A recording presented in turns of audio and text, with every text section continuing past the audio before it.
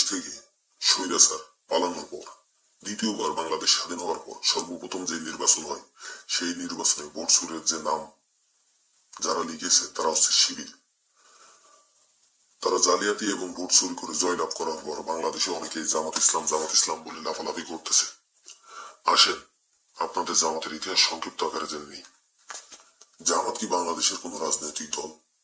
উত্তর হচ্ছে না, জামাত বাংলাদেশের কোন রাজনৈতিক দল নয়। আমি এই কথাটা কেন বললাম, কারণ জামাত ইসলাম গুলো 1941 সালে 26শে আগস্ট ব্রিটিশ ভারতের লাহোরে প্রতিষ্ঠিত হয়, অর্থাৎ বর্তমান পাকিস্তানে, এবং এর প্রতিষ্ঠাতা ছিলেন আব্দুল আলাম মওদুদী, যাকে পরবর্তীতে বিশ্বের অনেক বড় বড় আলেমেরা কাফের বলে ফতোয়া দিয়েছে। আর বর্তমানে যদি আপনি বাংলাদেশের জামাতের আমির বা জামাতের যেসব আলেমরা আছেন তাদেরকে মওদুদী সম্পর্কে জিজ্ঞাসা করেন, তারাও মওদুদীকে মুখে কাফের বলে ফতোয়া দেয় এবং মওদুদীকে নেতা হিসেবে মানে না, কিন্তু অন্তরে তারা এখনো মওদুদী সে আদর্শ এবং মওদুদী সে নীতিকে ধরে রেখেছে। এরপর ভারত ভাগের পরে এটি মূলত তিনটি অংশে বিভক্ত হয়ে যায়। জামাত ইসলাম পাকিস্তানি, যেটা 1941 সালে মওদুদীর হাত ধরে, এবং 2 নম্বর জামাত ইসলাম হিন্দ, যেটা 1948 সালে ভারতের মধ্যে, এবং 3 নম্বর তার সাথে ভারত জামাত ইসলাম হিন্দের সাথে 3 নম্বরে তৈরি হয় জামাত ইসলাম কাশ্মীর। তো ভারত পাকিস্তান ভাগের পর তৎকালীন সময়ে বাংলাদেশ ছিল পূর্ব পাকিস্তান, অর্থাৎ পাকিস্তানের একটি অঙ্গরাজ্য। তো সেই সুবাদে জামাত ইসলাম পাকিস্তান এবং পূর্ব পাকিস্তান, অর্থাৎ পাকিস্তান এবং বাংলাদেশ দুই জায়গাতেই তাদের কার্যক্রম চালাতো। তো পরবর্তীতে ভারত পাকিস্তান ভাগের 2 বছর পর যখন মাওলানা ভাসানী বুঝতে পারলেন যে পাকিস্তানিরা আমাদেরকে, অর্থাৎ পুরো বাঙালি জাতিকে গোলাম বানিয়ে রাখতেছে, তখন মাওলানা ভাসানী 1949 সালে আওয়ামী মুসলিম লীগ প্রতিষ্ঠিত করেন। অনেকে মনে করেন যে মাওলানা ভাসানী মুসলিম লীগ প্রতিষ্ঠিত করেছিলেন, কিন্তু এটা সত্য নয়। মুসলিম লীগ প্রতিষ্ঠিত হয় 1906 সালে নবাব সালিমুল্লাহ স্যারের হাত ধরে, এবং মাওলানা ভাসানী 1949 সালে আওয়ামী মুসলিম লীগ প্রতিষ্ঠিত করেন বাংলাদেশ, অর্থাৎ পূর্ব পাকিস্তান থেকে মুসলিম লীগকে ক্ষমতাচ্যুত করার জন্য।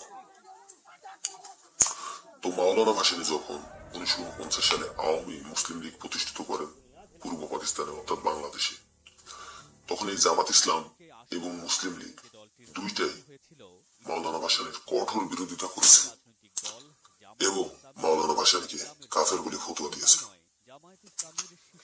এরপর 1953 এবং 1954 সালে মাওলানা ভাসানী আওয়ামী মুসলিম লীগ এবং পূর্ব পাকিস্তানের আরো কিছু ছোটখাটো দল নিয়ে একটা সংগঠন তৈরি করেন, এবং যেটার নাম ছিল যুক্ত ফ্রন্ট। আর এই যুক্ত ফ্রন্ট তৈরি হয় মূলত মুসলিম লীগকে পূর্ব পাকিস্তান, অর্থাৎ বাংলাদেশ থেকে ক্ষমতাচ্যুত করার জন্য। এরপর থেকে আস্তে আস্তে পূর্ব পাকিস্তান, অর্থাৎ বাংলাদেশ থেকে জামাত ইসলাম এবং মুসলিম লীগ দুইটা দলেরই কার্যক্রম আস্তে আস্তে বন্ধ করে দেওয়া হয়, এবং 1971 সালে যুদ্ধের সময় জামাত ইসলাম যে যুদ্ধের ঘোর বিরোধিতা করেছিল এবং পাকিস্তানকে, বাংলাদেশের মানুষকে হত্যা আনন্দে মেতে উঠতে সাহায্য করেছিল, সেই সুবাদে 1971 সালে বাংলাদেশ স্বাধীন হওয়ার পর শেখ মুজিবুর রহমান বাংলাদেশে ধর্মীয় রাজনৈতিক দল নিষেধাজ্ঞা করে দেন এবং জামাত ইসলামকে পুরোপুরিভাবে বাংলাদেশ থেকে উঠিয়ে দেন, উচ্ছেদ করে দেন। তাহলে প্রশ্ন হচ্ছে, জামাত ইসলাম বাংলাদেশে আবার আসলো কিভাবে? 1971 সালে বাংলাদেশে যেসব রাজাকার আল বদর আল শাম কে সাধারণ ক্ষমায় ঘোষণা করা হয়, তারাই পরবর্তীতে তলে তলে জামাত ইসলাম নামে একটা দল তৈরি করে, এবং 1976 থেকে 77-এর মধ্যে তারা আত্মপ্রকাশ করে নিজেদেরকে একটা ধর্মীয় দল হিসেবে, ইসলামিক দল হিসেবে, কোন রাজনৈতিক দল হিসেবে নয়।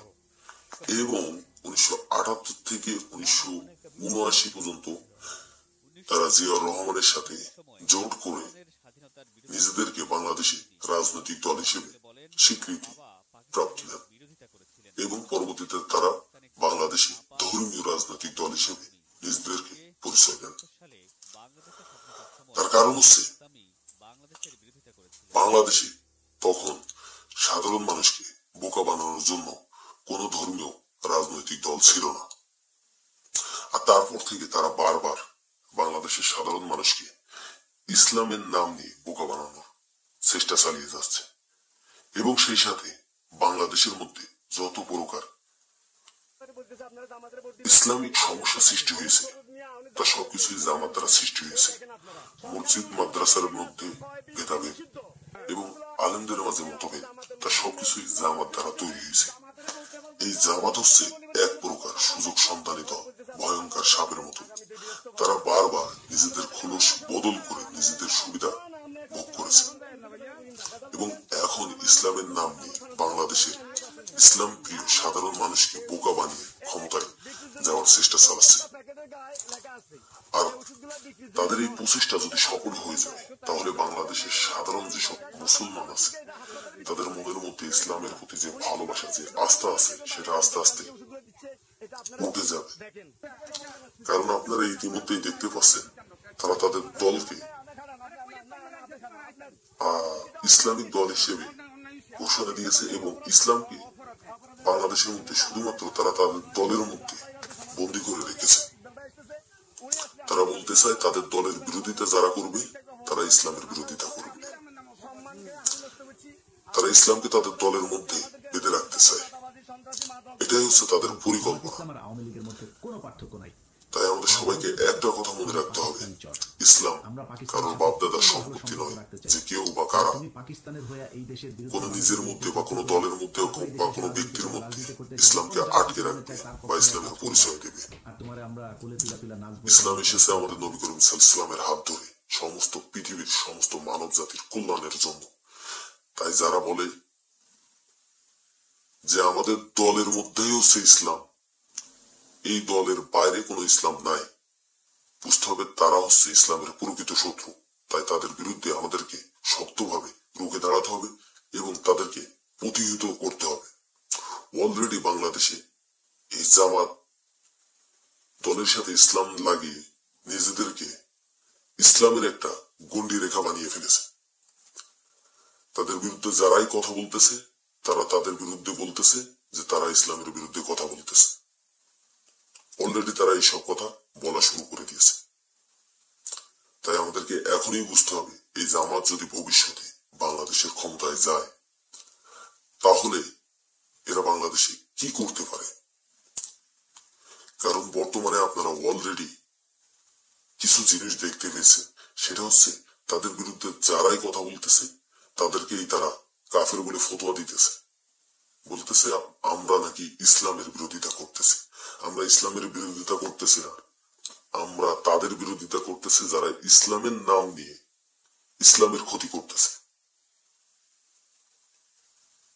কিন্তু তারা বলতে চায় আমরা ইসলামের বিরোধিতা করতেছি। তারা অলরেডি বলতেছে জামাতকে ভোট দেওয়া নাকি ফরজ আইন। এই হচ্ছে জামাত ইসলামের নীতি এবং নিয়ম। তাই আমাদেরকে এখন থেকে বুঝতে হবে। আর একটা বিষয় খেয়াল করার লক্ষ্য হচ্ছে, সেটা হচ্ছে কি এই জামাত ইসলাম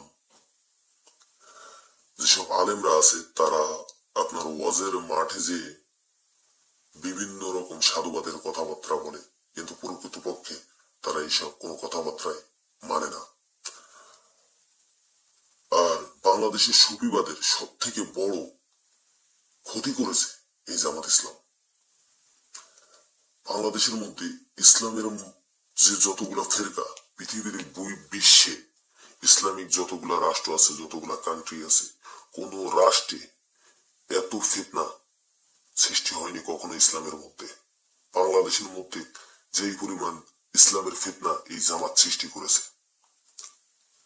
আপনি যে ইসলামিক যেই রাষ্ট্রে যান না কেন সেখানে দেখবেন যে ইসলামের নিয়ম নীতি নিয়ে কারোর প্রতি কারোর কোনো দ্বন্দ্ব নেই, কারোর প্রতি কারোর কোনো পাবন্দি নেই।